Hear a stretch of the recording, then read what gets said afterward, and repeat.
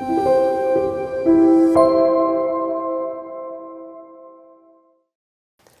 name is Colonel Richard W. Dean II, U.S. Army, retired. We've heard that your family has had a significant connection with Korea. Could you share how each of these relationships began and what they have meant to you and your family?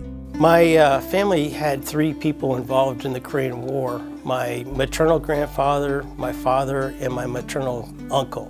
So the first one is Colonel John R. Lovell. He was first commissioned in the U.S. Army, and then he was transferred to the U.S. Air Force. And then in 1950, he was stationed at the Pentagon, and he was sent to Japan on temporary duty.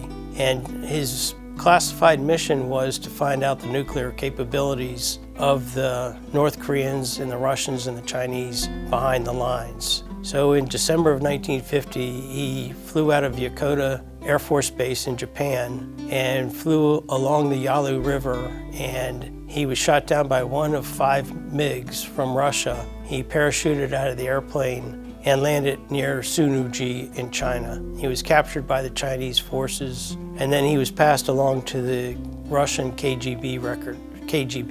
And during that time, he was interviewed for a 10-day period and then was transferred to the North Korea, and he was stoned to death in a North Korean town near the border. My father, Commander Richard Dean, served in the U.S. Navy during the Korean War, and during that time period, he was assigned to the destroyer USS Porter as an artillery officer, or a gunnery officer. And after that 1 year, then he was transferred to the 7th U.S. Naval Fleet for another 1.5 years of service. So he served roughly 2.5 years during the Korean War. And he served on active duty for a period of 8 years and then went into the reserves and retired after that time period. My uncle, my maternal uncle, Colonel John R. Lovell II, who is the son of Colonel John R. Lovell, who's missing in action in Korea, served right at the end of the Korean War and at the start of the defense portion of the war as an ordnance officer, a lieutenant. And I've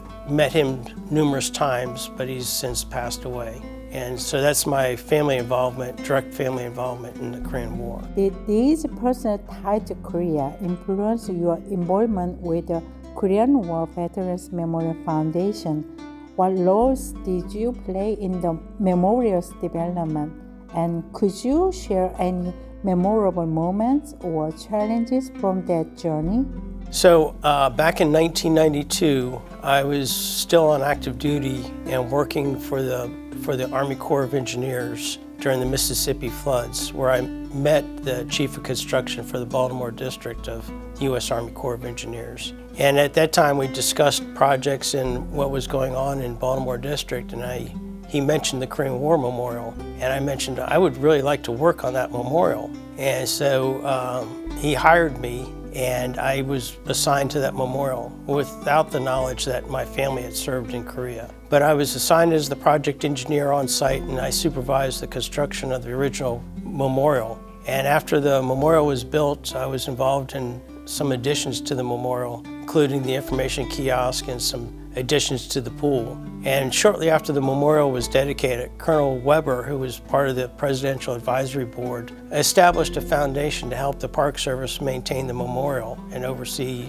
that it doesn't go into disrepair. And about a year or two afterwards, he invited myself and the muralist, the sculpturist, and the architect to be board members on the foundation. And I've been on the foundation's board now since then, probably the last 20 years as the vice chairman for the foundation.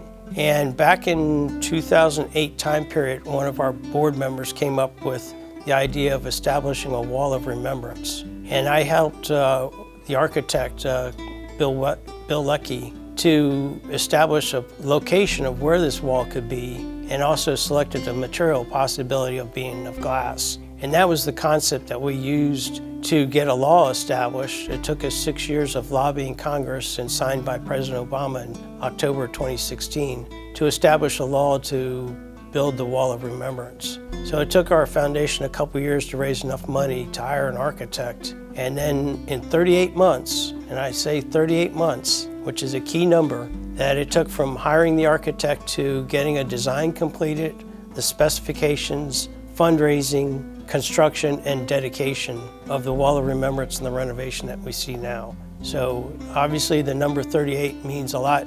For most people, it's the 38th parallel, but there were also 38 months in the conflict, and it took us 38 months to build the Wall of Remembrance. The Korean War Veterans Memorial, Washington, D.C. holds a symbolic meaning for both the U.S. and Korea. In your view, what historical and emotional significance does this memorial represent?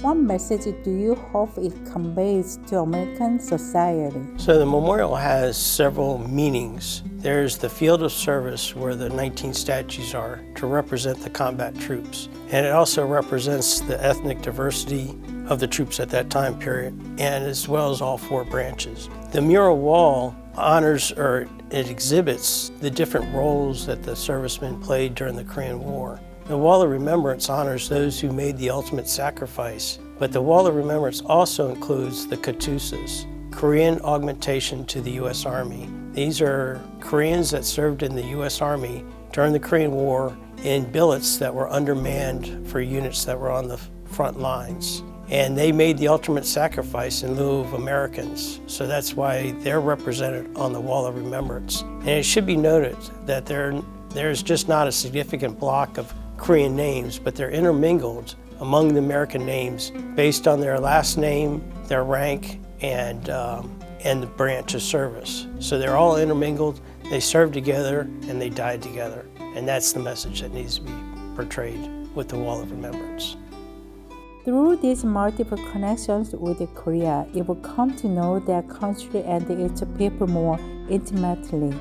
Is there anything in Korean culture or Korean spirit that left a strong impression on you? Something that continued to resonate with you personally?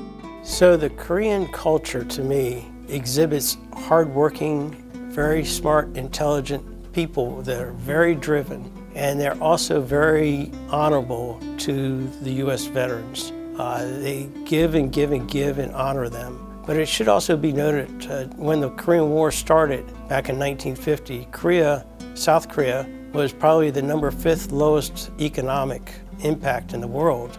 And after nearly 75 years now, they're number 10 or number 11 in the world. For the size of the country and the resources they have, that's phenomenal.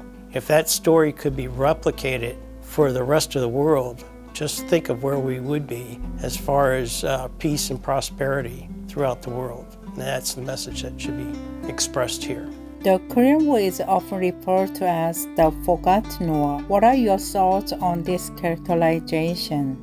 I somewhat agree with it, but I also think it should be known as the Forgotten Victory. It wasn't a tie like Vietnam or just a peace agreement and parting other ways, but I believe that we as the United Nations had a victory, and it was a team effort and it was an alliance. And it took the 22 countries that participated in the conflict to work together as a unit to help preserve the peace and prosperity and the freedom and the stop of communism back in the early 1950s. And I believe it is not only do I believe, but I know it's a forgotten victory. Before we close, is there anything else you would like to say? You know, the day before the Wall of Remembrance was dedicated, our foundation had a special ceremony. It was on July 26th, and invited were the family members whose families were on the wall. And it included mostly missing in action family members who were also attending a conference. And the families were able to finally have closure after 70 years of their family members still missing in action. There's still over 7,700 veterans that are missing in action. And if you look at the Wall of Remembrance, and there's a column of 90 names, 19 of those individuals are still missing in action. And most Americans have no idea that these families are still grieving and wanting the return of the remains of their fallen servicemen. So that's my message there. See you on Manna 24. Like and subscribe. We love you on this episode. Thank you.